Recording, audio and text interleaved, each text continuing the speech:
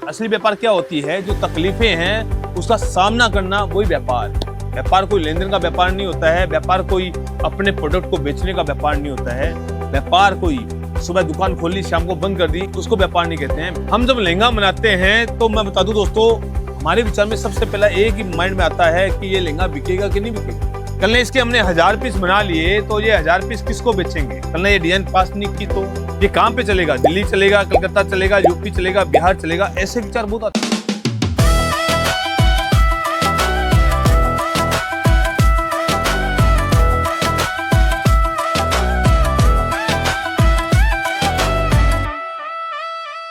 दोस्तों, जब भी व्यापार करते हैं तो उल्टे पुल्टे विचार बहुत आते हैं कि व्यापार चलेगा कि नहीं चलेगा, कल ना पैसा खराब तो नहीं हो जाएगा, क्या पता जो प्रोडक्ट खरीदूंगा वो बिकेगा कि नहीं बिकेगा, कस्टमर आएंगे कि नहीं आएंगे, स्टाफ कहाँ से मिलेंगे, दुकान कैसे लूंगा, नहीं है व्यापार मुश्किल है, नहीं होगा हमसे, ऐसे विचार बहुत आते हैं। लेकिन असली व्यापार तो वही है ना यार। असली व्यापार क्या होती है? जो तकलीफें हैं उसका सामना करना, वही व्यापार।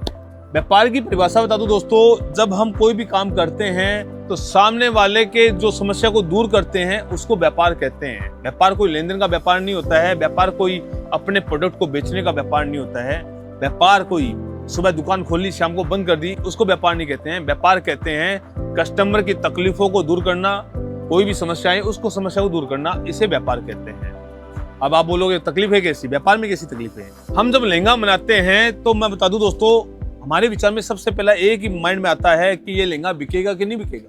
कल ने इसके हमने 1000 पीस बना लिए तो ये 1000 पीस किसको बेचेंगे? कल ने ये डिजाइन पास नहीं की तो ये कहाँ पे चलेगा? दिल्ली चलेगा, कलकत्ता चलेगा, यूपी चलेगा, बिहार चलेगा? ऐसे विचार बहुत आते हैं हमारे।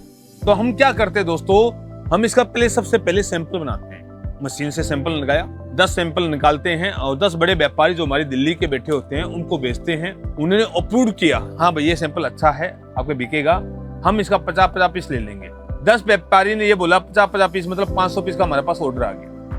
हम 500 पीस मशीन पे लगाते हैं और वो 500 पीस उन व्यापारी को नहीं बेचते हैं जिन्हें हमने सैंपल भेजा है, उनको सिर्फ हम एक सेट ही बेचते हैं। बाकी ये माल जो है अदर जितने भी हमारे कस्टमर हैं जो सूरत के अंदर हैं, रिंग रोड पे जितने भी व्यापारी हमारे बैठे हैं, आरकेटी हुआ, एनटीएम हुआ, यूट्यूब, बहुत सी मार्केटें हैं, 250 मार्केटें हैं, 250 मार्केटों में हमारा कपड़ा जाता है। दिल्ली हुआ, कलकत्ता हुआ, यूपी हुआ, अदर स्टेट जितने भी हैं वहाँ पे हमारा कपड़ा जाता है। इंडिया के बाहर हमारे 30 कंट्रियों में माल जाता है। सबके यहाँ हम सैंपल दिखाते हैं, अप्रूव करवाते हैं, सैंपल पास होता है, माल चला जाता है।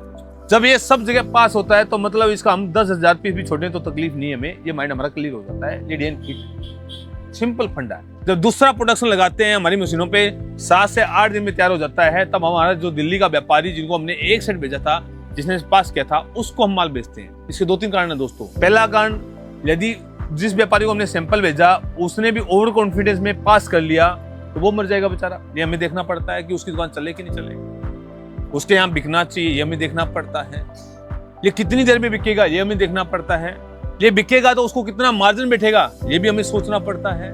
उसकी दुकान पे कौन कौन सी वैरायटी बिकती है, ये हमें सोचना पड़ता है।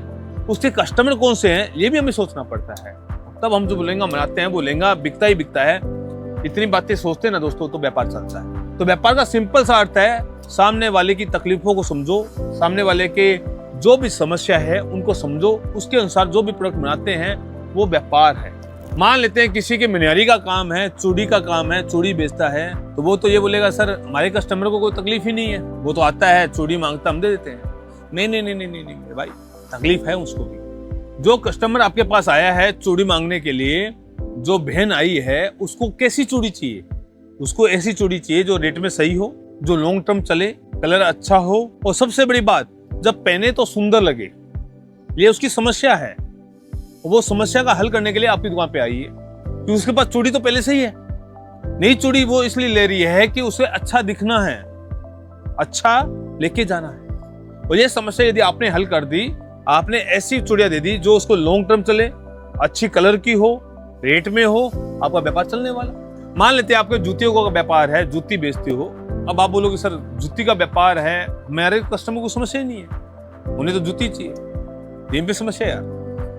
जो कस्टमर आता है उसे कैसी जूती चाहिए? भाई जूती तो पहन के ही आया ना, वो उसने चप्पल जूती तो पहन के आया। आपके पास ऐसी जूती चाहिए जो यूनिक हो, जिसे पहनने के बाद वो कंफर्ट हो, आरामदायक हो, पहनने के बाद वो अच्छी लगे।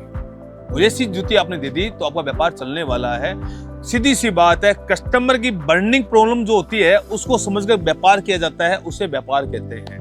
एक छोटी सी कहानी सुनाऊंगा यार। एक बंदे की बात बताता हूँ दोस्तों। एक बंदा था जो एयरपोर्ट जा रहा था, उसने टैक्सी हायर की, टैक्सी किराए पे ली और टैक्सी को लेने के बाद आधे रास्ते जाने के बाद टैक्सी वाला उससे बार्गेनिंग नहीं करने लग गया कि भाई 500 की जगह मैं 700 रुपये लूंगा। जो बैठा था वो बोलता मैं तो नहीं देने वाला भाई, 500 की बात हुई है, मैं 500 दूंगा। क्यों दूंगा तेरे को 700 रुपये? आप मानोगे नहीं, उसे आधे रास्ते के बीच में उतार दिया जाता है, उसका सामान नीचे गिर दिया जाता है और उसकी फ्लाइट छूट जाती है उस टैक्सी के चलते। तब वो बंदा सोचता है कि ये समस्या मेरे साथ हुई है, ये समस्या सबके साथ है भाई। टैक्सी वाले भाड़ा ज्यादा लेते हैं, सही जगह पे पहुंचाते नहीं है, टैक्सी टाइम पे मिलती नहीं है, तो क्यों ना मुझे इस समस्या का हल करना चाहिए। उसने इस समस्या का हल किया, एक ऐसी एप्लीकेशन बनाई, आप बैठे बैठे आप टैक्सी बुक करवा सकते हो, रेट पहले से नक्की करवा सकते हो, टैक्सी देख सकते हो आरामदायक है कि नहीं है, कितने टाइम में पहुंचेगी, गूगल मैप चेक कर सकते हो। ऐसा उसने एप्लीकेशन बनाया, ओलो की स्थापना हुई। आज ओलो का व्यापार देख लीजिए। सेम स्ट्रेटेजी ओया वाले की थी। रात को जाते हैं, होटल नहीं मिलता है, होटल मिलता है तो बेकार मिलता है, चदरें बेकार मिलती है, बाथरूम साफ नहीं मिलता है, या होटल वाला अनाप शनाप रेट मांगता है। तो इस समस्या का देखा, उसने ऐसी एप्लीकेशन बनाई कि इस समस्या का हल किया जाए। आप घर बैठे बैठे जाने से पहले होटल को बुक करवा दो, होटल कैसा है, उसकी साफ सफाई कैसी है, उसका रिव्यू कैसा है, पहले से ही आप चेक कर सकते हो। इस समस्या का हल किया, आज ओयो बन गया यार। आप भी देखिए, आपके जो प्रोडक्ट बेच रहे हैं, सामने वाला कस्टमर किस समस्या से आकर आपके पास आते हैं, वो समस्या का हल कर दिया ना, तो आपका व्यापार चलने वाला है, व्यापार चलने वाला है। तो जब भी व्यापार की शुरुआत करते हैं दोस्तों, आप ये देखिए कि समस्या है कि नहीं है। उस प्रोडक्ट की समस्या है तो आपका व्यापार चलने वाला है, चलने वाला है। समस्या है तो व्यापार है, समस्या नहीं तो व्यापार ही नहीं है। अगर मेरे पास अच्छे लहंगे पड़े हैं ऑलरेडी, तो मैं नया लहंगा क्यों लूंगा?